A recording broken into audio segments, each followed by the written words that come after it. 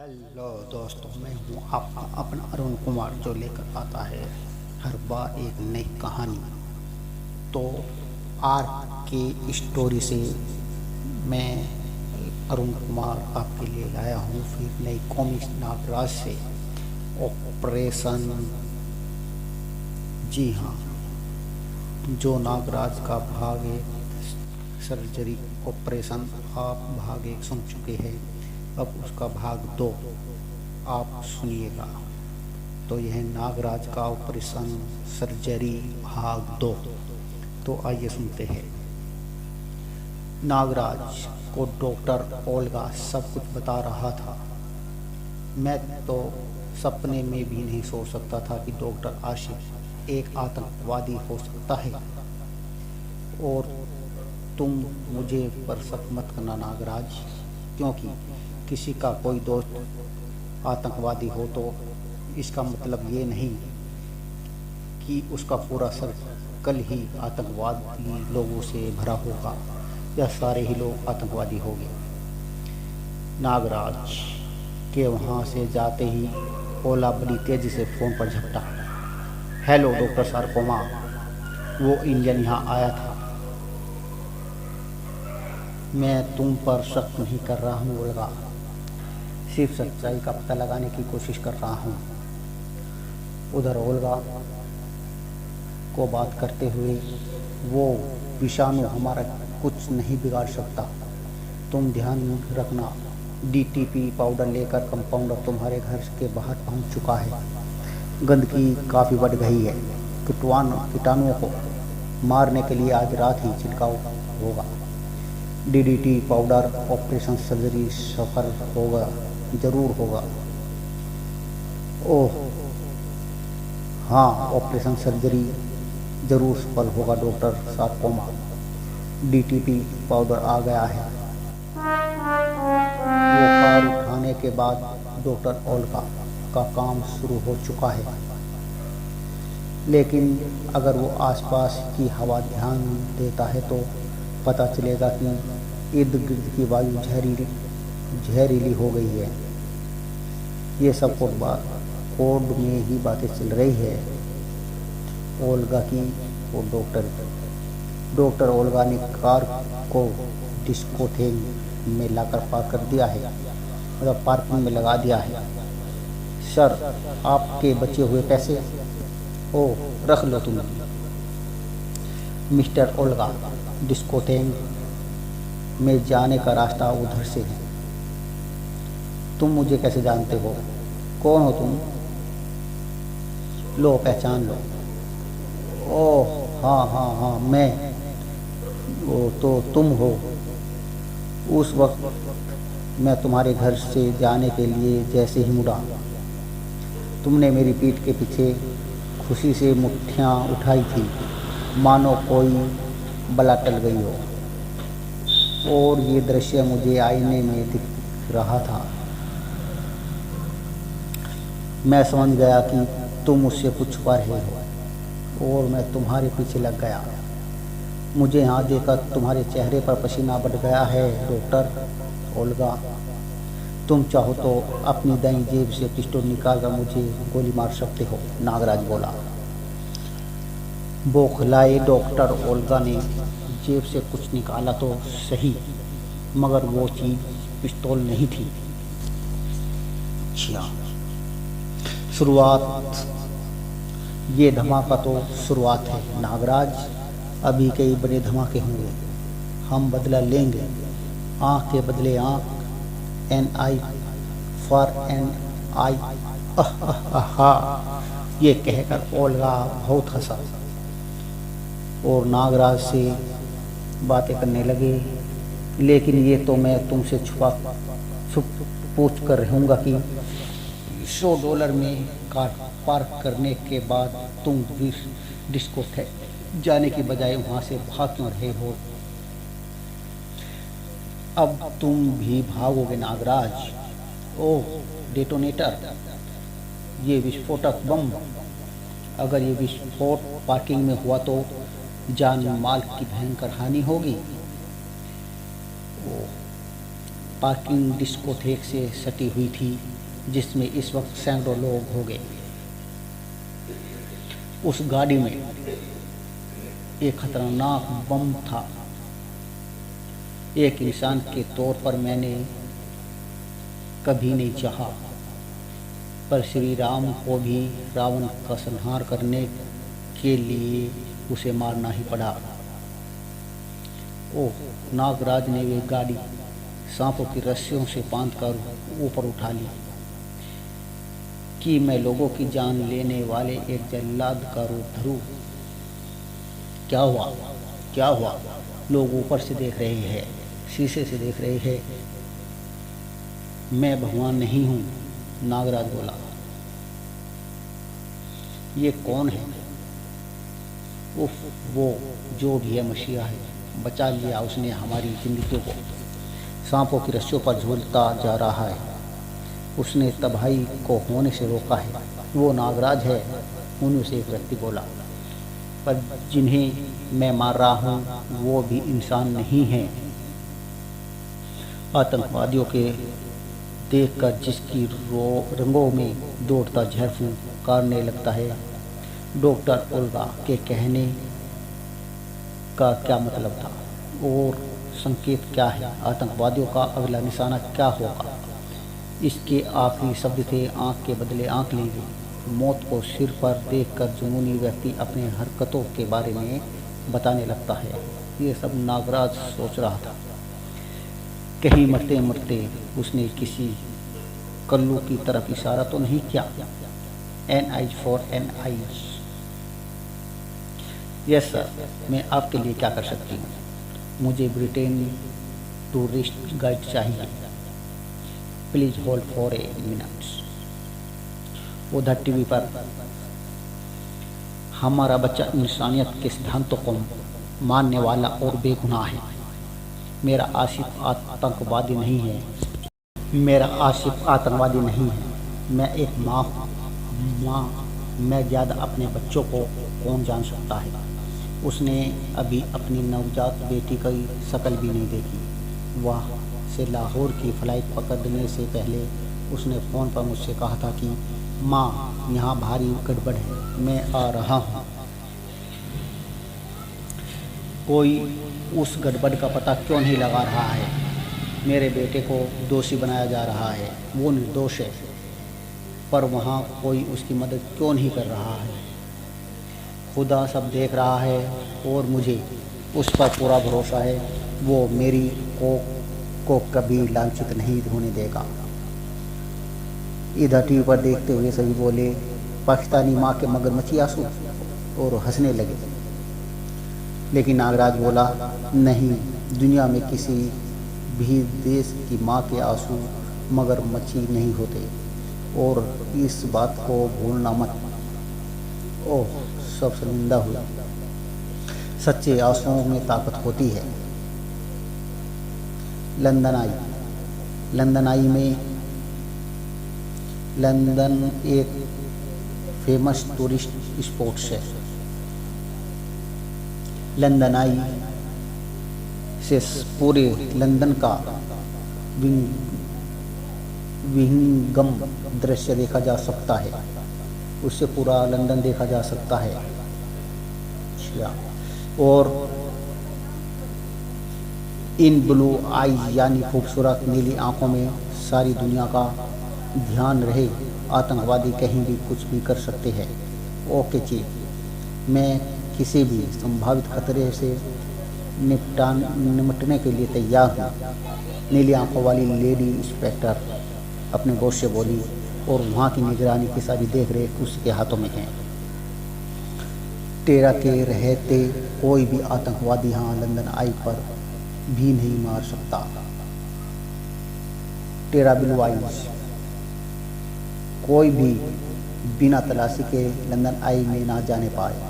Inspector Bukhari, okay madam. Mister themes, आप control room से CCTV के जरिए यहाँ के चप्पे चप्पे पर निगरानी रखोगे।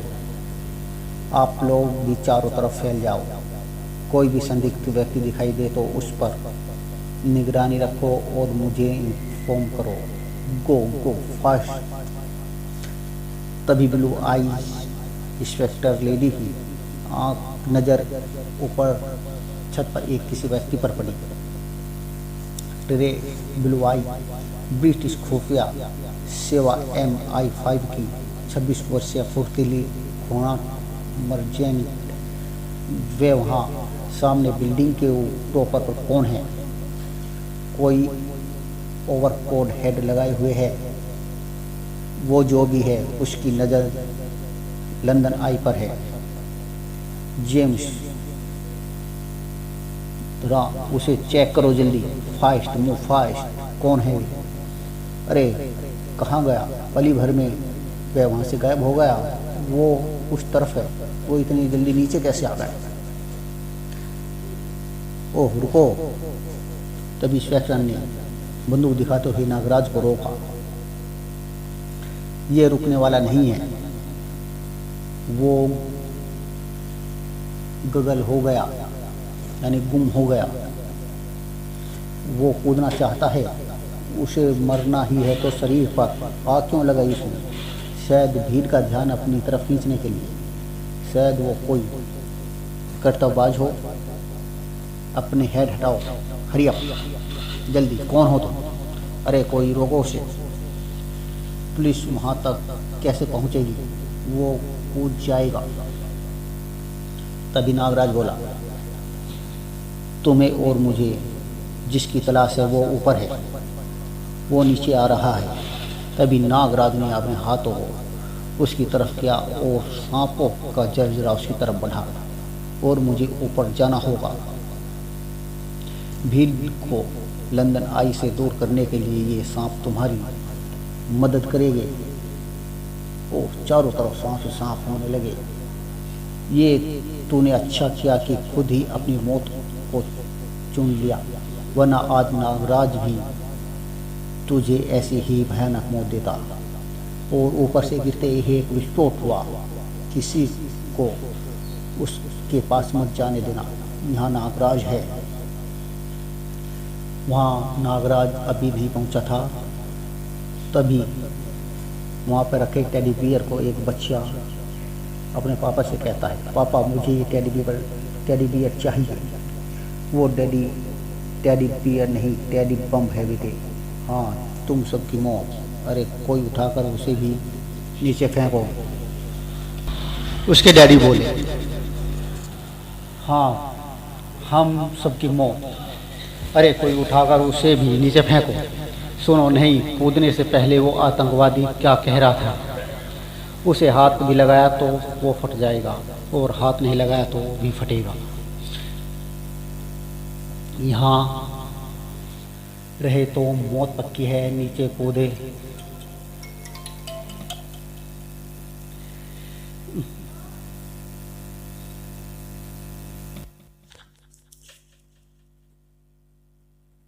पागल हो गए हो क्या? हम टॉप लेवल पर हैं, कूद कर हड्डी नहीं बची। नीचे गिरकर शायद हाथ टूट जाए, मगर जिनकी शायद बच जाए।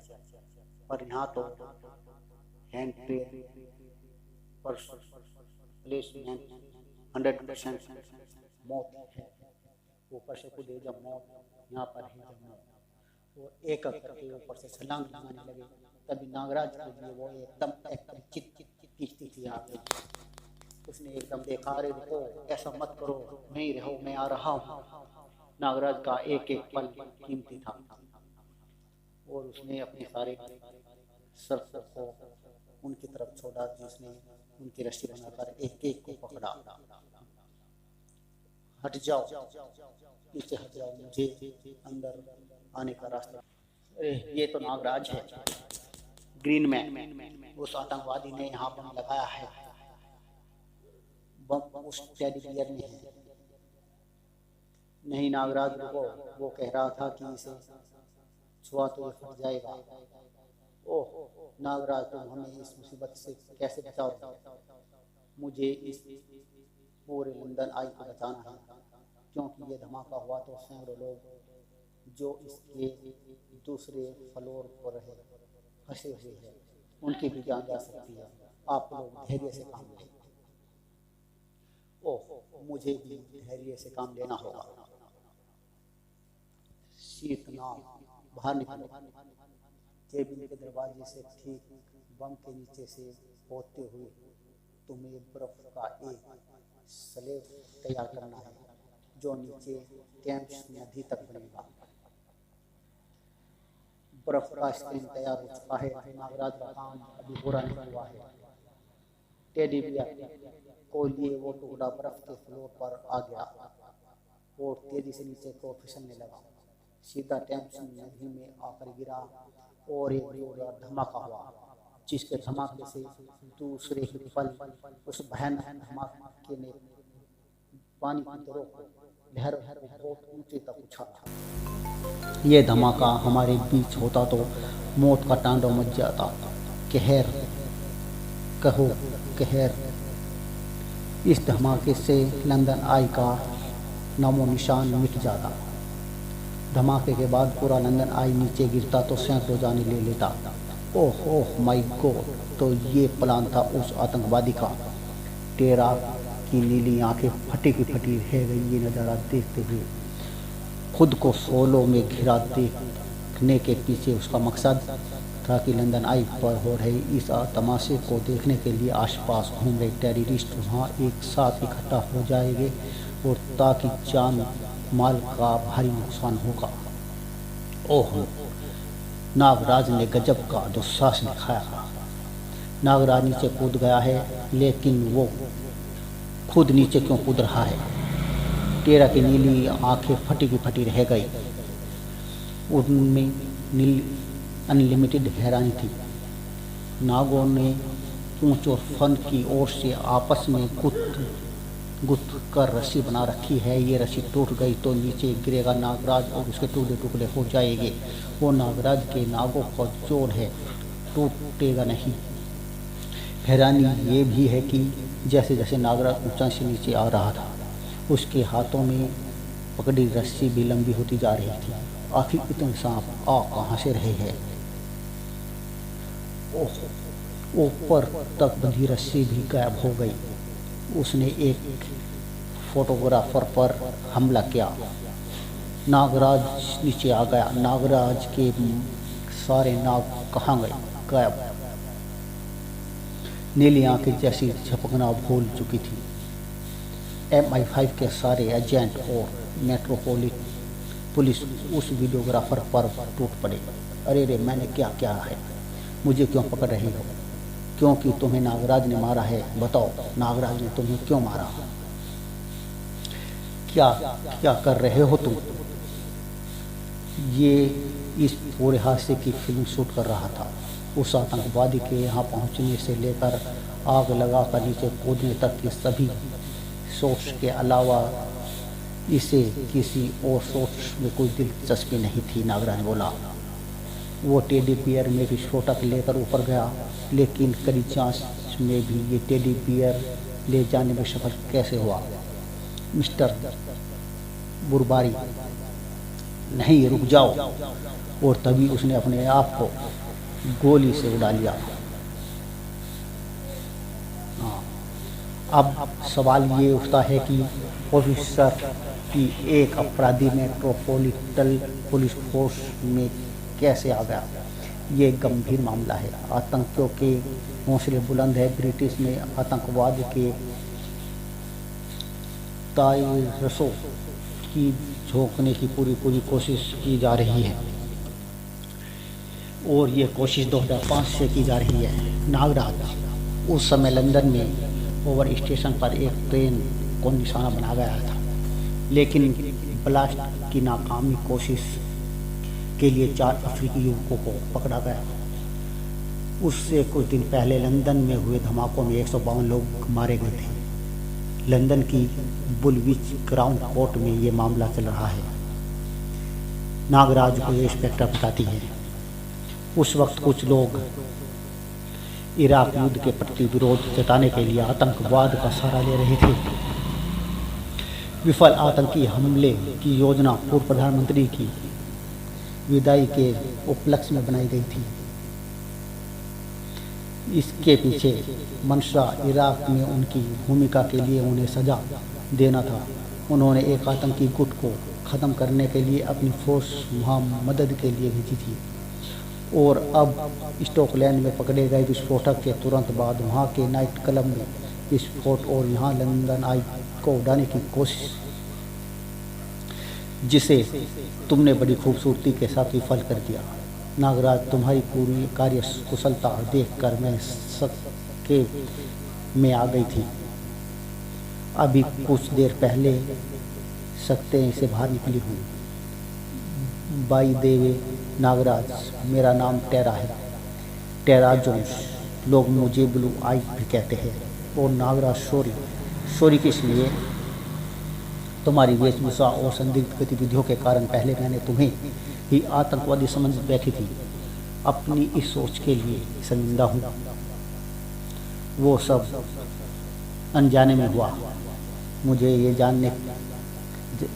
जानना है कि लंदन आई को उड़ाने आया और फिर यहाँ मारा गया आतंकवादी कहीं कोई डॉक्टर तो नहीं है?